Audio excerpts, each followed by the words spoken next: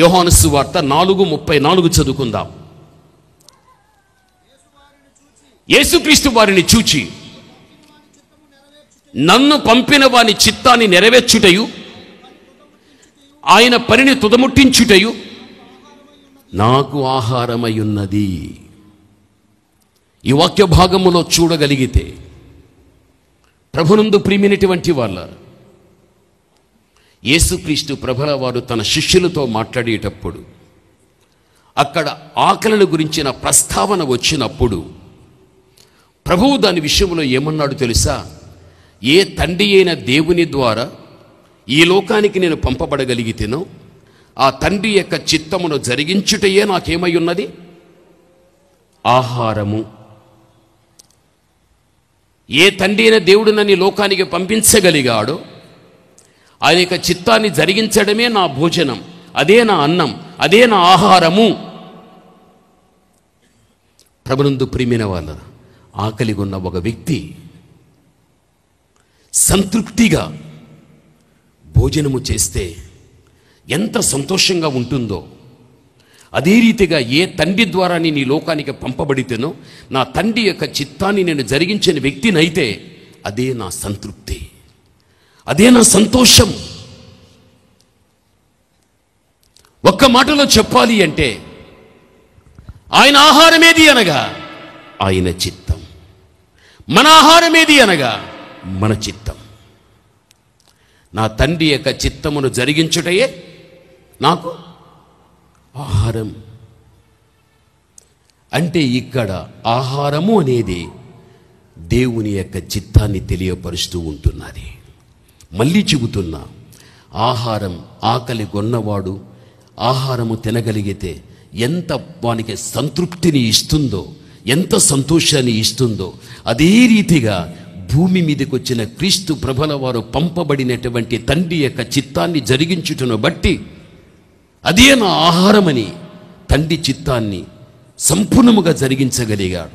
ఈ రోజున దేవుని కుమార్తెగా, దేవుని కుమారుడుగా నీవు ఏ సంఘానికి సంబంధించిన వ్యక్తి అయినప్పటికీ కూడా, ఓ ఒక్క పురుషుడైన యేసుక్రీస్తు ప్రభువా, మా అన్నమే మేము తింటాం, నీ అన్నము మాకొద్దు, నీ పేరు మాత్రం మాకు పెడితే చాలు అన్నట్టుగా నీవు జీవించకూడదు. నీ అన్నము నీ చిత్తం, ఆయన అన్నం ఆయన చిత్తం.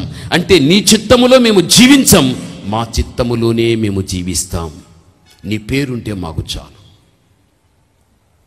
నీ పేరు చాలు. అంటే నీ పేరు అంటే దాని అర్థం నామకార్థ క్రైస్తవులుగా ఉంటే చాలు. ఎవరైనా అడిగితే యేసుక్రీస్తు మా దేవుడు అంటే మాకు చాలు, ఆయన చిత్తం మాకొద్దు, ఆయన క్రమాలు వద్దు, ఆయన పద్ధతులు వద్దు, ఆయన నడిపింప మాకొద్దు, పేరుకు మాత్రమే క్రైస్తవులుగా ఉంటే చాలు.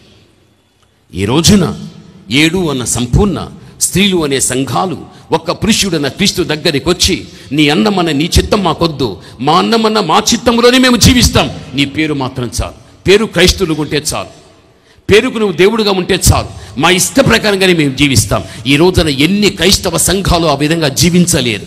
క్రీస్తు ప్రభుల వారి పేరు పెట్టుకున్నారు, క్రీస్తు ప్రభుల వారి యొక్క చిత్తాన్ని జరిగించకుండా వారి చిత్తమే జరిగిపోతూ ఉంటున్నది. ప్రభునందు ప్రియమైన వాళ్ళ బైబిల్లో ఒక మాట ఉంది. లూకా సువార్త ఒకసారి చూడు, 8:55 చదువుకుందాం. లూకా 8వ అధ్యాయం 55వ వచనం. ఆమె ప్రాణము తిరిగి వచ్చెను గనుక వెంటనే ఆమె లేచెను. అప్పుడు ఆయన ఆమెకు భోజనము పెట్టుడని ఆజ్ఞాపించెను. ఇక్కడ యాయిరు కుమార్తె కనిపిస్తూ ఉంది. అందరూ ఏమనుకున్నారు? చచ్చిపోయాది అని అనుకున్నారు. ప్రభు అక్కడికి వచ్చి ఈమె చావలే.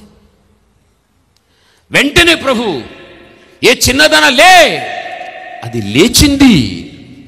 వెంటనే లేచిన వెంటనే ప్రభు ఏం చెప్పాడు? ఆమెకేమి పెట్టుడి? భోజనము పెట్టుడి. అంటే దానికి భోజనము లేక ప్రాణము పోయినటువంటి రీతిలో పడింది. అది భోజనము లేక, ఆహారము లేక, అన్నము లేక. అందుకే ప్రభు ఆ స్థితిలో పడింది. అంటే దీనికి భోజనము లేదు, దీనికి పెట్టండి. ఈ రోజున సంఘాలు కూడా కొంచెం కూడా కదలిక లేకుండా, ప్రాణం ఉండి కూడా లేనట్టుగా పడిన చచ్చిన శవాల వలె ఉన్నాయి సంఘాలు ఈ రోజుల్లో. వాళ్ళకేమీ లేదు, ఏం లేదు పాస్ గారు. ఏది భోజనము? దేవుని యొక్క చిత్తం.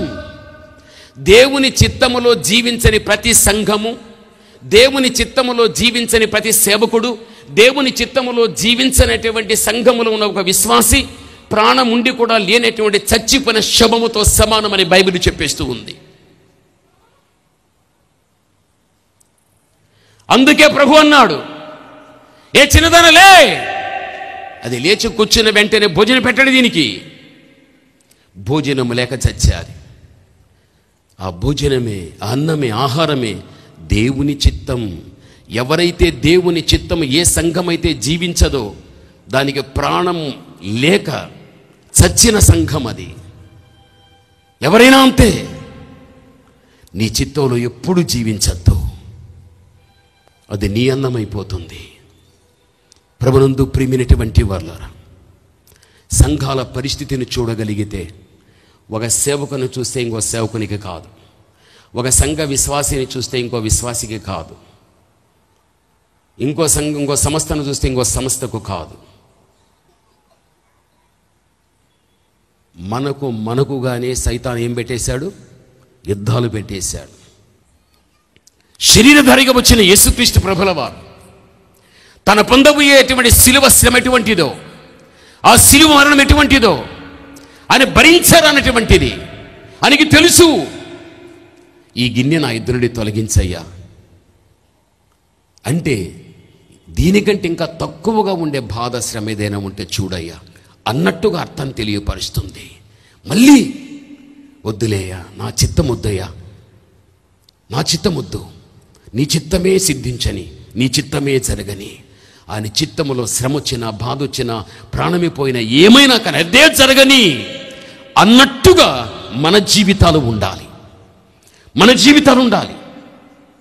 అప్పుడే ఈ భూమి మీద ఒక సజీవ సాక్షివై పరమ తండ్రి నువ్వు మహిమపరచగలుగుతావు.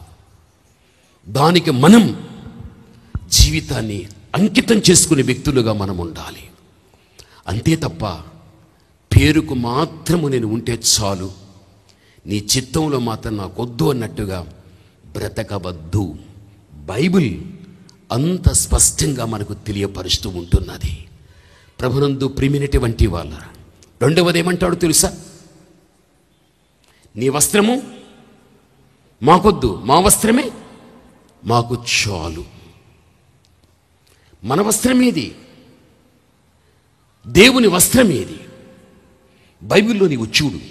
ఆది కాండాన్ని నువ్వు చదువుకోగలిగినట్లయితే బైబిల్లో ఒక మాట ఉంది. 3వ అధ్యాయం 7వ వచనాన్ని చదువుకుందాం. ఆది కాండం 3:7 చదువుకుందాం. ఇద్దరి కళ్ళు తెరవబడగలిగాయి. తాము దిగంబరులమని తెలుసుకుని అంజూరపు యొక్క ఆకులు కుట్టి, చూడండి, ఆదాము హవ్వ వీరికి దేవుడు మహిమ వస్త్రాలు ఇచ్చాడు. ఎప్పుడైతే దైవాజ్ఞను అతిక్రమించి పాపం చేసేశారో ఆ మహిమ వస్త్రాలు పోగొట్టుకున్నారు. ఇక చివరికి వారు దిగంబరులైపోయారు. దిగంబరత్వం వచ్చిన వెంటనే అప్పుడు ఒకరి విషయంలో ఒకరి సిగ్గు కలగగలిగాది, అవమానం అనేది రాగలిగేది. అక్కడ బైబిల్ ఏమంటుంది? పాపం మానవునికి అవమానాన్ని తెచ్చిపెడుతుంది. అదే రీతిగా అక్కడ వారికి ఆ పరిస్థితి రాగలిగాది. వారి దిగంబరత్వమును కప్పుకోవటానికి చెట్లలో ఉన్న అంజురపు ఆకులను ఒలిచి దాన్ని కుట్టి దేహానికి కప్పుకోగలిగారు. అది వారి వస్త్రం. సూర్యుని యొక్క వేడిమి పడితే అలాగే ఉంటుంది, ఆకు ఎండిపోతుంది, రాలిపోతుంది, మళ్ళీ దిగంబరత్వం అనేది బయటపడుతుంది.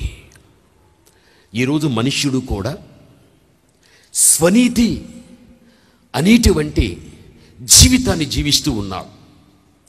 దాని గురించి బైబిల్లో ఒక మాట ఉంది. బైబిల్లో ఆ స్వనీతి అనే ఒక మాటకు బైబిల్లో ఏముంది తెలుసా? ప్రభు పరిశీలితో ఒక మాట అన్నాడు, దోమను వడియగట్టి ఒంటెను మింగువారు మీరు కాదా అని బైబిల్లో ఉంది.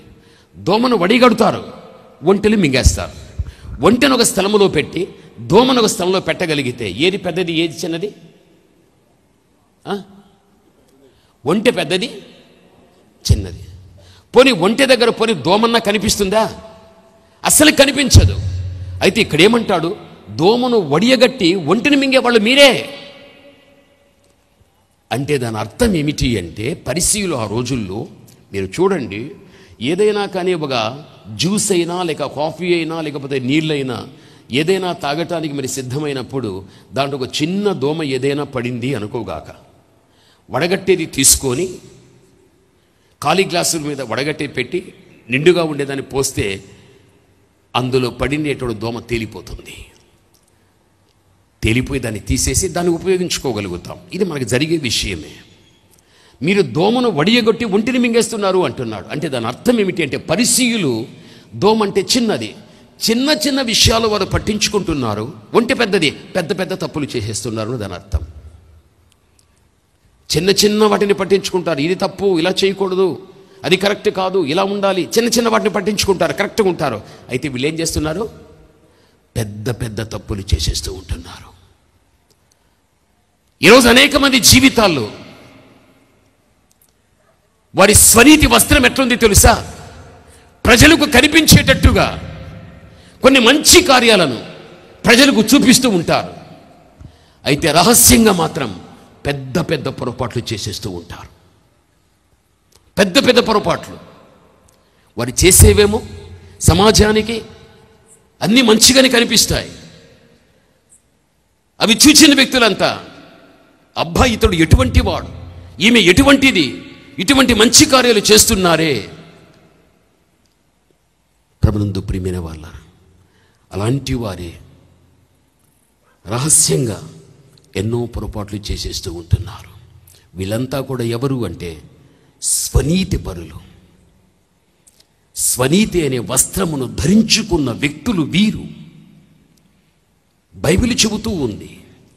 అయితే బైబిల్లో చెబుతాడు, మీకు తెలిసిన వాక్యమే, యెషయా 61:10లో అక్కడ రక్షణ అనే వస్త్రం, నీతి అనే వస్త్రం మనకు కనిపిస్తూ ఉన్నది. అది దేవునికి సంబంధించినది. అది ఈరోజు నువ్వు ఆలోచించు, నీ వస్త్రం మాకొద్దు, మా వస్త్రమే మాకుండని, పేరుకు మాత్రం చాలు మేము క్రైస్తవులు ఉంటే, నీ రక్షణ వద్దు, నీ నీతి వద్దు, దైవత్వ గుణాలు వద్దు, ఆత్మ సంబంధమైన జీవితం మాకొద్దు. మా స్వనీతి అనే వస్త్రం, ఏదో పైకి పైకి ప్రజలు చూచేటట్టుగా కొన్ని మంచి కార్యాలు చేస్తాము, రహస్యంగా వెళ్ళి పెద్ద పెద్ద పొరపాట్లు మేము చేసేస్తాము. అటువంటి బ్రతుకు ఎంతమంది ఈ రోజున బ్రతకలేదు. ప్రభునందు ప్రియమైనటువంటి వాళ్ళ,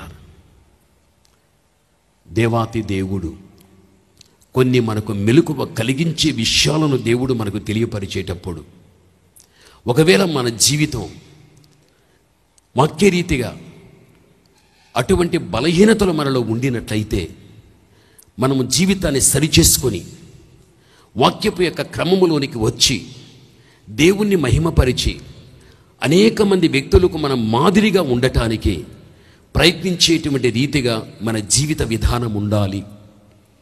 దేవుడు అదే మన నుండి ఆయన కోరుకోదగినటువంటిది. అందుకే ప్రభువు సిలువ మీద ఆయన తన వస్త్రాన్ని పోగొట్టుకున్నాడు, దిగంబరి అయిపోయాడు. ఎందుకు అంటే మనుషులందరూ దిగంబరులే, అది వారికి అవమానం తెచ్చిపెడుతూ ఉంది. అందుకు దేవుడు తన వస్త్రము చేత మన దిగంబరత్వాన్ని కప్పి, చివరికి మన దిగంబరత్వాన్ని దేవుడు తీసుకోగలిగాడు. ఎలా? వారు దిగంబరులైన తర్వాత దేవుడు అలా వదిలిపెట్టేశాడా? అక్కడే ఒక జంతువు బలి చేయడం, దాని చర్మమును వలచడం, చక్కగా వారికి చొక్కాలు చేయడం, ఆ దిగంబరత్వాన్ని కప్పటానికి వారికి తొడిగించడం. ఎంత ప్రేమ కలిగిన వాడు కదా దేవుడు. దిగంబరులకు వదిలిపెట్టలేదు. ఆది కాండంలో చూస్తూ ఉంటున్నాం మనం. ఆయనే జంతువును, అక్కడ జంతువు చర్మాన్ని తీసి చొక్కాలు చేసి వారికి కప్పగలిగాడు. పాపం మానవుని ఏం చేస్తుందంటే దిగంబరునిగా చేస్తుంది. దిగంబరత్వము అంటే ఏమీ లేదు అని అర్థం. ఒక పాపము ద్వారా మనిషి జీవితంలో ఆత్మీయత అనేది ఏమీ ఉండదు అని దాని అర్థం. జీరో. అందుకే దేవాతి దేవుడు 2025 సంవత్సరాల క్రితం పాపము ద్వారా ఆత్మీయ విషయంలో దిగంబరిగా ఉన్నటువంటి వ్యక్తి ఆ పాపపు దిగంబరత్వాన్ని క్రీస్తు పొందుకుని ఆయన దిగంబరుడైపోయి ఆయన యొక్క వస్త్రం అనేటువంటి నీతి రక్షణ దేవుడు మనకిచ్చి మన దిగంబరత్వాన్ని కప్పి సమాజంలో తల ఎత్తుకొని తిరిగేటట్టుగా మన దేవుడు చేశాడు. ఎంత త్యాగం! అందుకే ఈ రోజున నీ వస్త్రమనే నీతి, నీ వస్త్రమనే రక్షణ మాకొద్దయ్యా, వద్దు మాకు. స్వనీతి అనే వస్త్రాన్ని మేము కలిగి పైకి మంచి కార్యాలు చేసి మరుగుగా ఎన్నో పొరపాట్లు మేము చేసుకోగలుగుతామనేటువంటి వ్యక్తులు ఎంతమంది లేరు. సంఘాల్లో ఎంతోమంది ఉంటున్నారు. వీరంతా కూడా పేరు మాత్రం ఉంటే చాలండి, ఆ విధంగా జీవించేటువంటి వ్యక్తులు వీరు. బైబిలు గ్రంథంలో నిజమైనటువంటి క్రైస్తవులు 3 స్థలాల్లో మనకు కనిపిస్తారు. బైబిల్ అంతా చదివితే నిజమైన క్రైస్తవులు అది వాక్యములో చూస్తే అపోస్తల కార్యం 11:26లో చూస్తే శిష్యులు 1 సంవత్సరం వాక్యము చెప్పి వారు ఎక్కడ ఉండగలిగారంటే సంఘములో ఉండగలిగారు. శిష్యులు 1 సంవత్సరం అంతా సంఘములో ఉండి వాక్యాన్ని చెప్పగలిగారు కాబట్టి వారు క్రైస్తవులు అని అనబడి నేను వ్రాయబడి ఉంది. పౌలు ఒక రోజున అగ్రిప్పారాజు దగ్గరికి వచ్చిన తర్వాత పౌలు సాక్ష్యాన్ని చెప్పినప్పుడు బైబిల్ చెప్పబడుచున్నది, నీవు నన్ను క్రైస్తవునిగా చేయబోతున్నావా అంటే దీని అర్థం మనము చూడగలిగినట్లయితే సౌలు అగ్రిప్ప రాజు దగ్గర ఎప్పుడైతే సాక్ష్యం చెప్పగలిగాడో సాక్ష్యము చెప్పేటువంటి వాడు క్రైస్తవుడు. ఈ వాక్యాన్ని బట్టి చూడగలిగితే అది అపోస్తల కార్యం 26-28లో వ్రాయబడి ఉంది. అదే మీరు 1 పేతురు 4:16లో నీవు చూడు. ఎవడైతే బాధలలో తన భక్తిని కాపాడుకోగలుగుతాడో వాడు క్రైస్తవుడు అని బైబిల్లో ఉంది. బైబిల్ అంతా కూడా 3 స్థలాల్లో క్రైస్తవుడు సంఘములో ఉండాలి, వాక్యాన్ని చెప్పాలి, వారిని క్రైస్తవుడు అంటాడు. సాక్ష్యాన్ని చెప్పేవాడు క్రైస్తవుడని బైబిల్ చెబుతూ ఉంది. ఎన్ని బాధలు వచ్చినా భక్తిని కాపాడుకునేవాడు క్రైస్తవుడని బైబిల్ చెబుతూ ఉంది. కేవలం ఏదో నామమాత్రం పేరుకు మాత్రమే మనం క్రైస్తవులుగా పిలువబడే రీతిగా మనం ఉండకూడదు. నిజమైనటువంటి క్రైస్తవులు. అందుకే 7 అన్న సంపూర్ణ స్త్రీలు అన్న సంఘాలు ఒక్క పురుషుడైనటువంటి క్రీస్తు దగ్గరికి వెళ్ళి మా అన్నం మా చిత్తములో జీవిస్తాం, నీ అన్నం వద్దు, నీ చిత్తం మాకు వద్దు, మా వస్త్రం మా స్వనీతి వస్త్రం మాకే ఉండని, నీ వస్త్రం నీ నీతి వస్త్రం రక్షణ వస్త్రం మాకొద్దు, నీ పేరు మాత్రం మాకుంటే చాలు.